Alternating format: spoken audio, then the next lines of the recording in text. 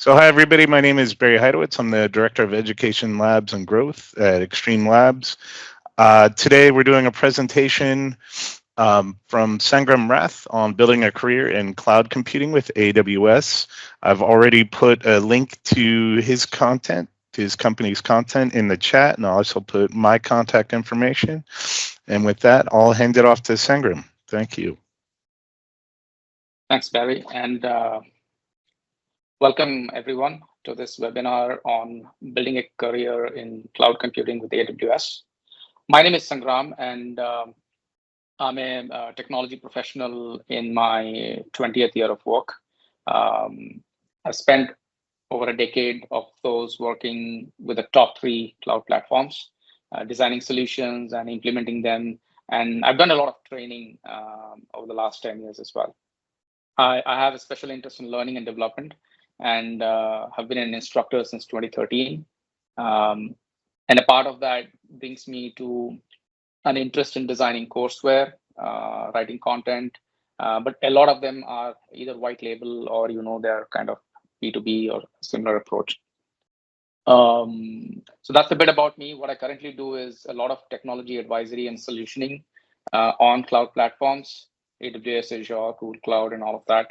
I help startups and businesses understand which technology stack or cloud platform would work well for them, adopt cloud native technologies like Kubernetes, OpenShift, maybe run Kubernetes on cloud platforms like AWS.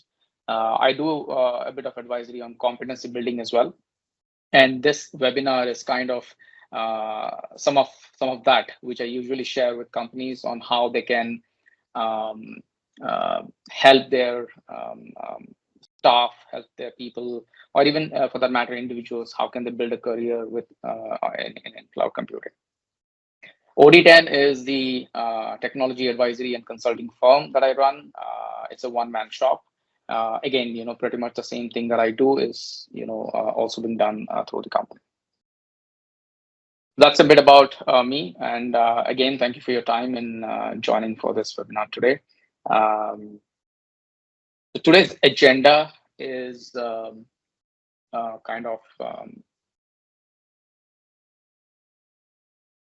we look at the state of AWS as of today.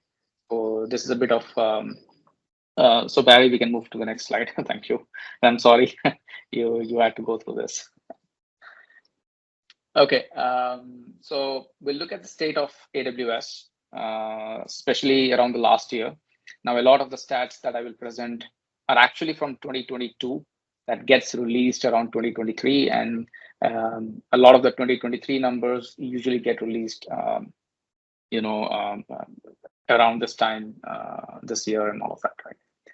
We'll talk a bit about the market share stats, what kind of cloud jobs you can find in the cloud computing space or the AWS space. We'll talk a bit about AWS certifications as well, all the certifications that are currently available, and then move on to what we as OD10 offer you through the XtremeLabs marketplace concerning AWS Courseware. And I'll give you a quick overview of the courses that we have available. Okay, with that, yeah, so we'll move on to the next slide. AWS is not, a new technology, right? I mean, if you are in the technology space, you probably know what AWS is, but assuming that you're here for the first time, AWS is a leading cloud service provider offering a broad set of products around compute, storage, databases, AI, ML, generative AI, management tools, IoT, security. So they've got over 200 services spread across these areas, and they provide this in a pay-as-you-go pricing without any upfront commitment or without any capital expenditure. Right, from simple compute all the way till data warehousing, and like I said, AI, ML. They have services around all of these. Now, why are we talking about a state of AWS, right? So what I've done in this webinar is, in order to understand whether building a career in a specific technology is worth the time and money, worth the effort that you as a individual candidate, or maybe if you are a training partner, if you are an organization, if you want to put that kind of effort into building a career, into a certain technology, you have to understand how is it doing in the market, right? You have to understand its adoption, demographics. Is it really in the growth trajectory that that means that, okay, there can be a career around that, right? So one of the reasons I'm talking about state of AWS is basically to demonstrate that AWS has been on a growth path over the last 18 years, and there has been a consistent growth year on year around its services, offering, pricing, and innovation, and all of that. So AWS had a head start, and some will put it at around 7 years. So it started way in 2006. So it was a multiple year head start that it had compared to the other two cloud providers, and it kind of helped remain competitively ahead of others. And frequent updates, regular feature releases, service launches, rapid innovation, including some of the innovation that they are doing around hardware, especially AI hardware and all of that, has helped AWS maintain the position of a leader. We'll see some numbers later on and some charts as well. But AWS has continued to stay, or have a market share that's at the moment at least higher than the other cloud providers. They have around 30% of market share and a very large global presence, constantly expanding into other regions, areas, geographies, and all of that. Like we saw earlier, they have hundreds of services, right from basic compute to AI, ML. They also have a very large ecosystem of customers, partners, developer community. They have programs that they've launched recently that are focused on, learning and skills development, right? And just to give you a number, the HD Insights is a company that publishes insights from time to time, and their insights have been a little up to date compared to the others that are way from 2020, 2021. So I've referred to their reports quite a bit in this in my deck. They put the customer base of AWS at around 1.45 million. Obviously, that includes individual accounts and probably startups and all of that. But that's a good customer base. Now, what all of this points to is that AWS is worth spending your time and effort and money in choosing it as a technology for building a career around. This is a very common question that I get in any of the competency building that I do. Should we choose a different cloud provider? Should we choose that and this? And one of the factors that affects whether, obviously, organizations have multiple competencies across all providers, but this kind of helps you understand whether a technology is worth investing the time and effort, right? So AWS is doing well. It's having a year-on-year growth, like I said, and continues to do so. So definitely, worth building a career around it. Moving on to the next slide. Again, I'm going to talk a bit about the global infrastructure of AWS. Again, you might be wondering, like, why are we even talking about this, right? And what does it have to do with cloud career? The point is, again, pretty much similar to what I mentioned earlier. If you have an expanding global infrastructure, which this means that more and more businesses in different countries are now able to use AWS for their technology needs. What this translates to is an increase in the need of skilled professionals around AWS, obviously, right? Some may choose to go take services directly from AWS. Some might go through partners. Some might want to have a local in-house AWS professional engineer. All of that leads to job opportunities, right? So the more growth AWS has in terms of its presence globally, more and more businesses will obviously adopt AWS, and that would mean there will be more opportunities for around jobs and all of that. Right now, AWS is in 33 geographical locations and has plans of 6 more regions. If I'm not wrong, Malaysia, Mexico, New Zealand. So the ones that you see in red are actually upcoming regions. Saudi Arabia and so these are some upcoming regions, and they have a total of around 105 availability zones that are live, and then they have another 18 more coming in the 6 regions that I was talking about. So an expansion in AWS infrastructure means the availability of AWS to multiple countries, geographies, which means more job opportunities in those areas. So wherever you are from, you will find something that you can apply for and all of that. So yeah, moving on to the next slide. Another thing that I want to kind of focus on is the state of AWS services. Now, if AWS had 10 services, 20 services, the amount of opportunities that you would have would obviously be in that context, in the sense that I have 10 services and some of them are very limited to compute and maybe network and databases, and that's about it. Now, the more number of services you have spread across, different areas or let's say cutting edge areas like analytics, machine learning, security, identity, and compliance. So the more number of services means you have more job roles, let's say, right? Database related roles, AI related roles, infrastructure roles, serverless related, developer, DevOps related roles, IoT specific roles. So this also opens up the kind of roles that you can aim for depending on your area of interest and expertise.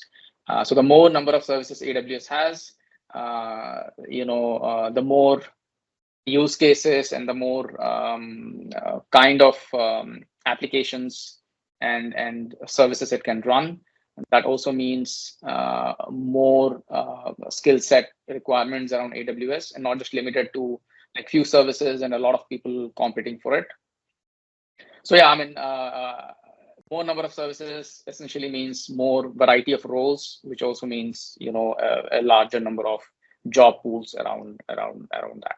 So the breadth of services mean customers have more options to build and deploy applications, which eventually opens up more possibilities, right? Job roles, opportunities, and all of that. Moving on to the next one, it's very common for for me to be asked, how's AWS in the generative AI space? So I want to quickly, not really get into generative AI at the moment, but tell you that if you are someone who's looking at building a career on AWS around generative AI, yes, we do have services. You have Amazon Q, Bedrock, SageMaker. Amazon Q has recently gone into general availability, and earlier some of the services for developers like Code Whisperer have been merged into Amazon Q. So that's now called Q Developer. If you are a business looking at generative AI, then we have Q Business, which is more like a no-code solution for quickly building applications and that kind of stuff.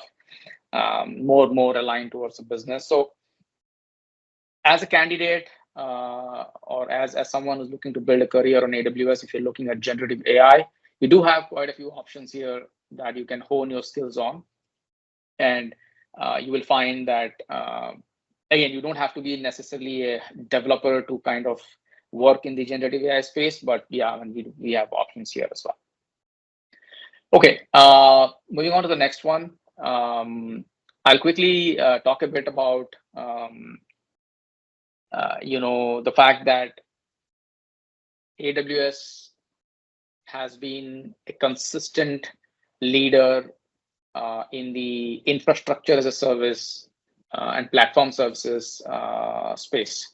Now, Gartner recently renamed it to Strategic Cloud Platform Services, but earlier it was called Infrastructure and Platform Services, something like that. Okay, but yeah, I mean, this is their 13th year being on the top, and they continue to do so. This is in itself, a proof that AWS is going to stay. And if you are choosing AWS to build a career, you obviously will have opportunities and various roles and all of that, right? Talking a bit about, again, this is from Gartner, and so there are similar reports from other analytics companies like, again, HG Insights, that say that there are a lot of businesses that are continuing to buy infrastructure as a service, and this is an area where AWS continues to dominate, its market share, especially around infrastructure as a service. So IaaS is an area, from a skill set perspective, IaaS is an area that will continue to have growth and be one of the top segments in cloud.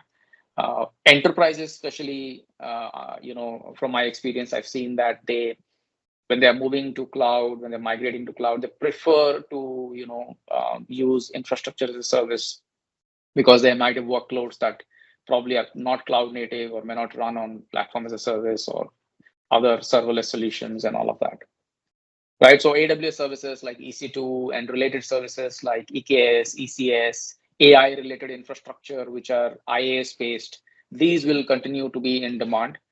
So any skills around these services, certifications around that cover and validate your skills around these services will obviously be a no-brainer to kind of choose when it comes to building a career on AWS, right? So yeah, I mean, we'll talk a bit more about the roles and all in the next slide. Right? So moving on to the next segment, I would say. So that's the first part, right? Understanding where AWS is. You want to go build a career on AWS. Is AWS doing well? I mean, I don't have to, say it, but again, yeah. Next is understanding what kind of roles and responsibilities are out there, right? If you want to build a career on cloud platforms or cloud computing, whatever that platform is, it is important to understand what kinds of roles and responsibilities, what kind of job profiles are out there in the market, and then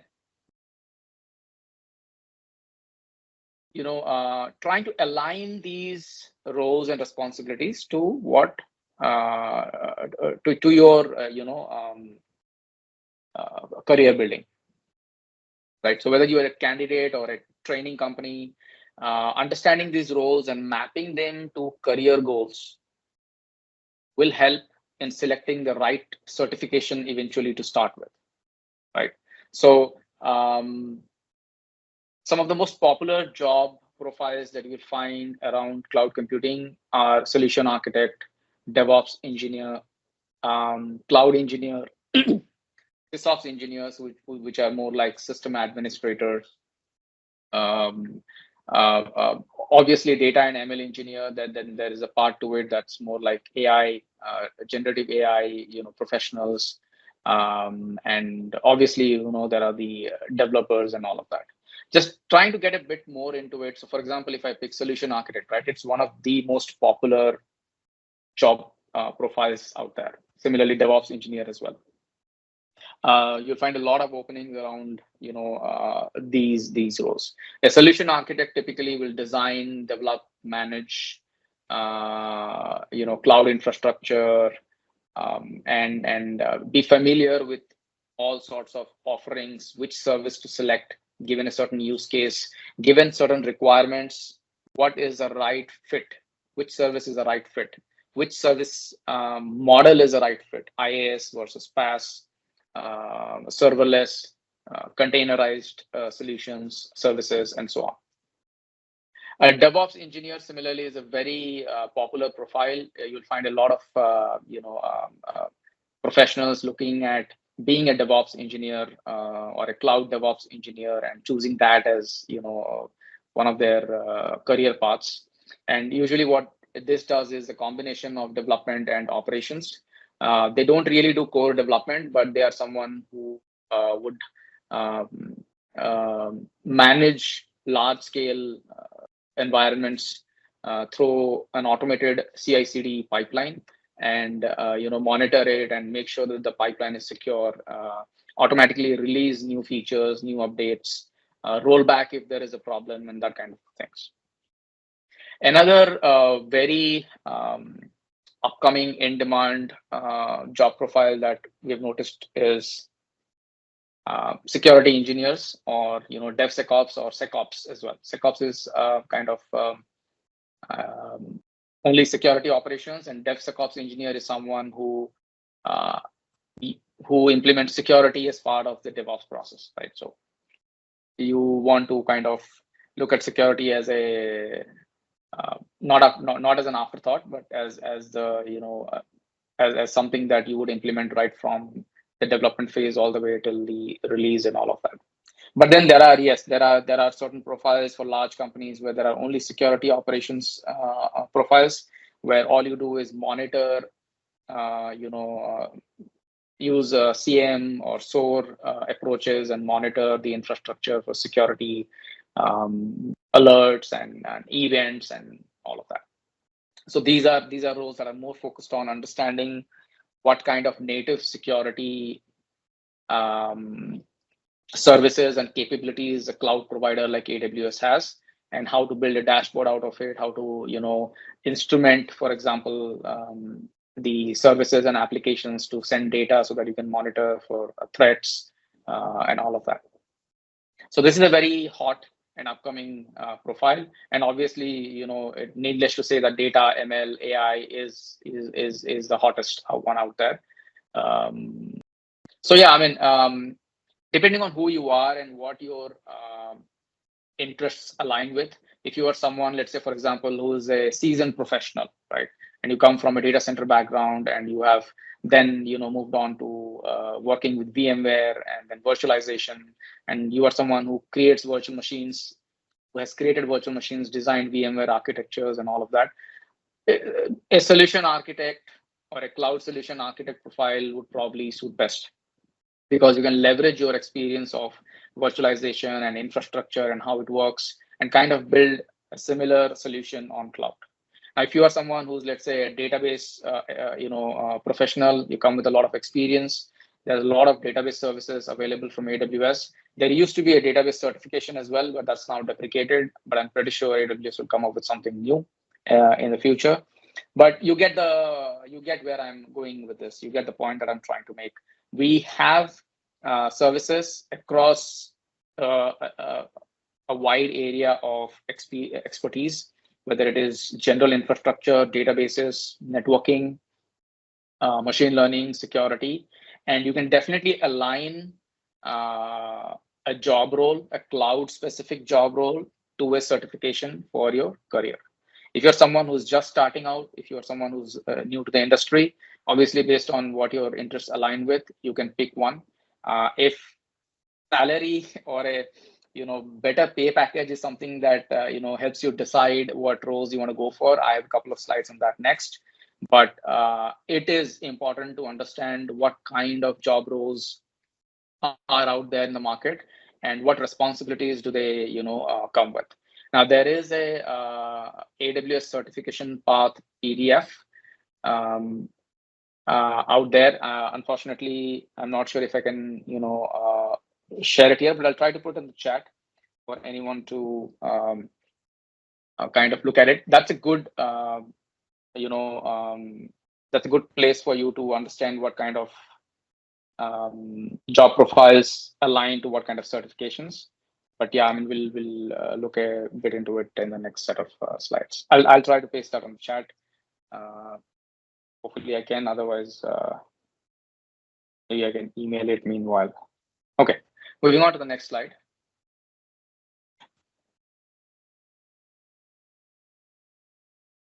All right, so it's very common for me to be asked, give us some idea on what kind of, how many jobs are out there, and do we really have that many number of jobs and all. So I have some screenshots for you here from Indeed, where I've tried to search for popular job profiles like cloud engineer, AWS, and then that I understand a lot of this is filterable and may not exactly kind of relate to a core cloud job, but it will give you an idea that there's quite a bit of openings, as long as you are able to choose one that works for you, right from DevOps to site reliability engineering. So again, in the area of DevOps, SRE is something that you'll find a lot.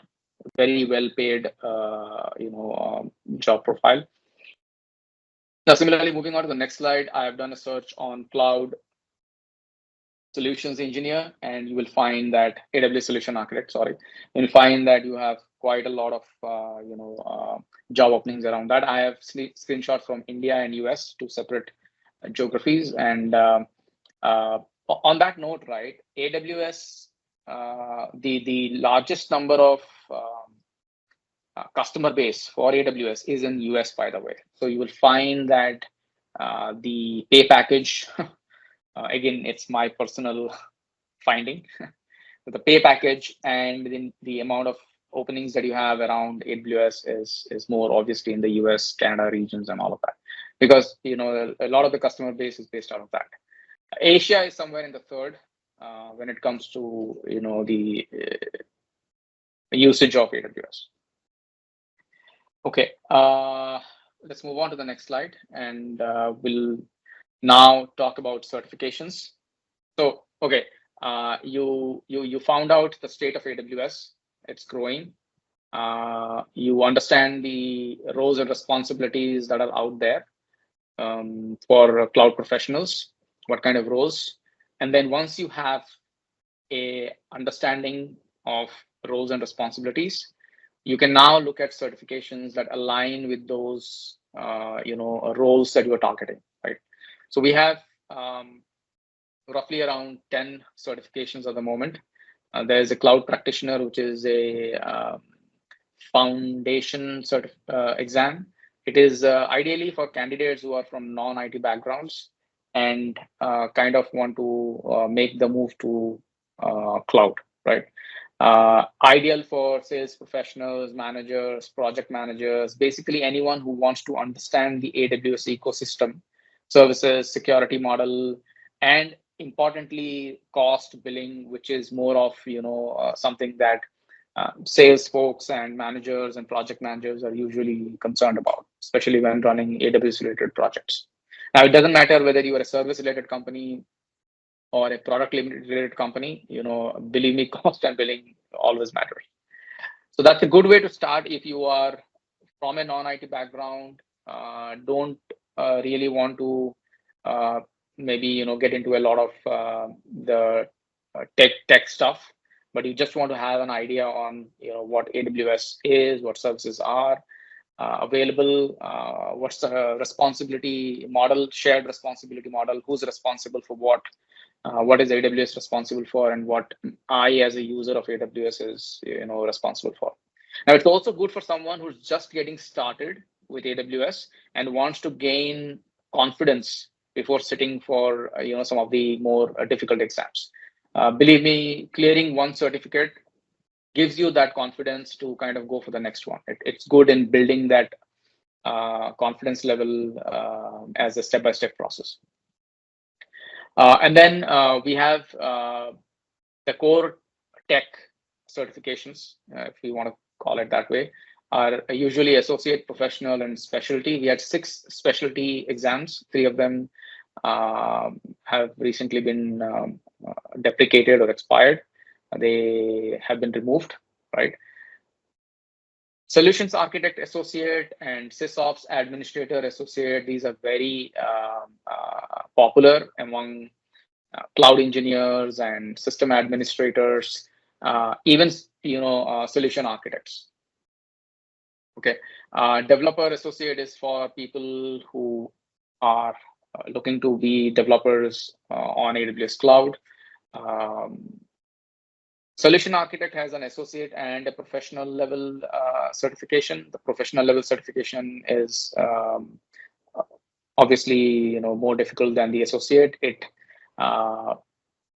has scenarios that are very lengthy and complicated, and really expects it is really expected that you have worked on AWS for many years to kind of make the right decision in terms of choosing a solution or choosing a service and all of that. They're pretty lengthy in terms of the case studies that they present and the kind of answers that you have to select. Even though it's a multiple choice, the answers are pretty lengthy as well. Now, if you're someone who's looking at being a DevOps engineer, obviously you can pick a path like developer associate and then DevOps engineer. Okay. If you are someone who wants to be a solutions architect, you start with a solutions architect associate and then go on to a solutions architect professional. Typically, senior cloud solutions architects or technical cloud architects or something like that, they are usually solutions architect professional level. And then people who are just getting started with cloud solutions engineer or cloud solutions architects, they usually present a solutions architect associate certification. Obviously, depending, like I said, on your expertise and on your primary focus, let's say you are a networking person, you are a security professional, and so on, you can pick some of the specialty ones as well to further build your career and present yourself as a strong candidate for a for a cloud job role that has a job description that's more security oriented, right? So a mix of solutions architect associate certification combined with a security specialty is a combination that would work well. Obviously, the more certifications you have, the merrier, but my personal opinion around this is it's good in terms of saying, I'm all 10 or 11 AWS, but make sure you know what your focus area is, and you might have all the certifications, but you when you are applying for a certain job role, you know your stuff, and you have certifications that can validate that. Right. So that's a bit about that. I'm moving on to the next slide. We'll talk a bit about an example career path snapshot that I have here. So this is the PDF that I was talking about, and I have just emailed it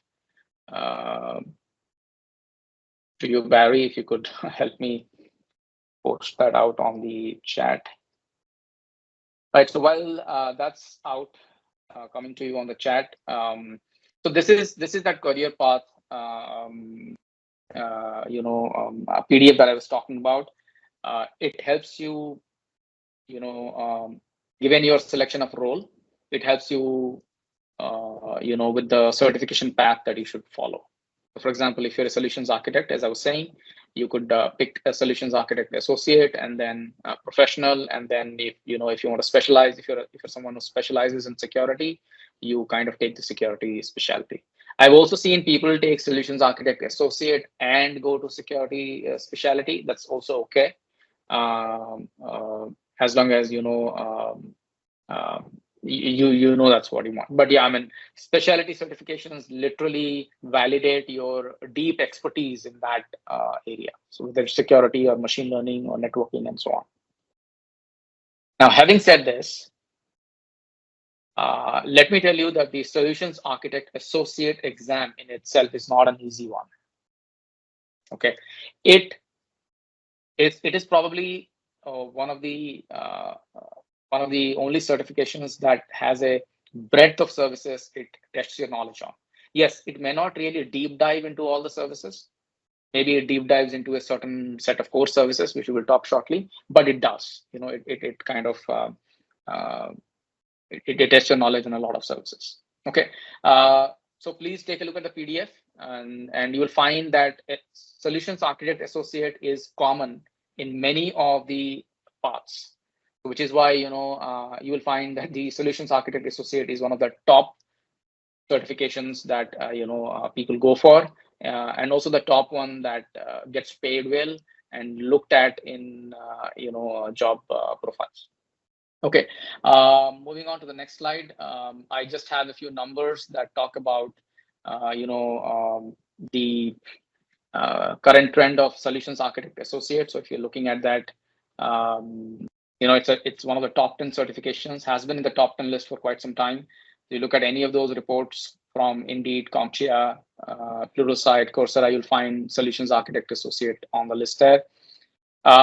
Solutions Architect roles usually, pay well. They, again, depending on who you ask and which geography you are in, what is the company's nature of business, location, your experience.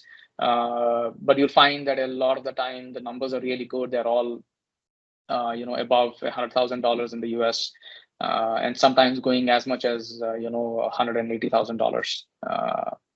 But again, this is not that you are just out of the market, just out of the college, and you have a AWS Solutions Architect Associate certificate, and you say, "Give me this salary," right? I mean, there is a lot of play here in getting to the number, but yeah, I mean, if you have the necessary experience, location, right company, and certificates, you can look at some of these numbers. Moving on to the next slide. I want to take a moment and quickly talk about advocating, learning, and certifications. Again, because I help with competency building, one of the things that you do for competency building or career building is that you advocate the importance of these certifications and the importance of learning, right? So if you are a candidate among us, it is certainly certifications always add a level of validation when applying for jobs. I often get this question: are certifications necessary? Are they worth it? I would say yes. AWS exams especially are not easy, okay, compared to, so Google exams are tough, yes, but AWS Solutions Architect Associate exam is also not considered easy, okay. It really tests your knowledge, and having interviewed candidates, I am always a little more optimistic about the knowledge if they are certified. Okay, this makes a difference, and especially if you are someone who's just starting on your job, right? And if you have one of the AWS certifications, it definitely adds, especially if you are less on-job experienced on AWS. If you're a training partner, you'll find it easier to sell a course or sell a training if it's certification based, right? Whether you are targeting individuals or corporates, they always prefer to kind of have courses that can help them clear certifications, or at least prepare for it. If you're an organization, there's obviously an advantage in it for you as well, especially consulting firms and service firms. You will find it easier to attract projects if you have a certified pool of professionals. Plus, AWS partner programs require that you associate your certified staff for accreditations like advanced technology partner, consulting partner, premier consulting partner, and so on, right? And you have different levels of competency. So whoever you are in this webinar, whether a candidate or a training partner or an organization, you definitely have a benefit that you get out of certifications. Right, so moving on to the last section of this webinar, I'll quickly take you through the AWS courseware that we have here at the XtremeLabs marketplace. At the moment, OD10 has 3 courseware published on AWS. The Fundamentals, Essentials, and Solutions Architect Associate. I'll quickly take you through all 3 of them in the next set of slides. The AWS Fundamentals is ideal for participants who are new to AWS and cloud, absolute beginners. This is something that I've had sales professionals, managers, project managers, cloud project managers, take to kind of understand what kind of AWS services are available, when to choose which service, understand the shared responsibility model, and all of that, right? It is not a cert prep or certification preparation course. However, it covers a few exam objectives of the cloud practitioner exam, like understanding the core services and what's a shared responsibility model and all of that. Moving on to the next one that we have, which is the AWS Essentials. Now, this is for someone who is already familiar with cloud, but new to AWS. So we don't cover cloud fundamentals, IaaS, PaaS, delivery models, service models, and all of that. We directly, get into the core services that AWS has. We start with an introduction to AWS, its global infrastructure, regions, availability zones, overview of AWS services, their use cases, that kind of stuff. And then we focus on the following services that you see in the slide: S3, EC2, ELB, autoscaling, and RDS. Now, some of you who are already familiar with AWS may kind of find this, okay, yeah, these are common services, but believe me, these services continue to be the most used services even today in organizations, especially organizations that are enterprises, that are financial companies, and the similar likes. Not cloud native companies or companies born in cloud that are more serverless or containerized by design, but yeah, I mean, these are popular IaaS and PaaS services that you will find most companies use. For example, EC2, you'll definitely find EC2 machines, especially if it's not a cloud native application. Now, what we do is, this is a hands-on based course. So we have labs for all of these services. And the idea with the labs is with an objective to demonstrate how to design, plan, and implement highly available and scalable solutions using these services.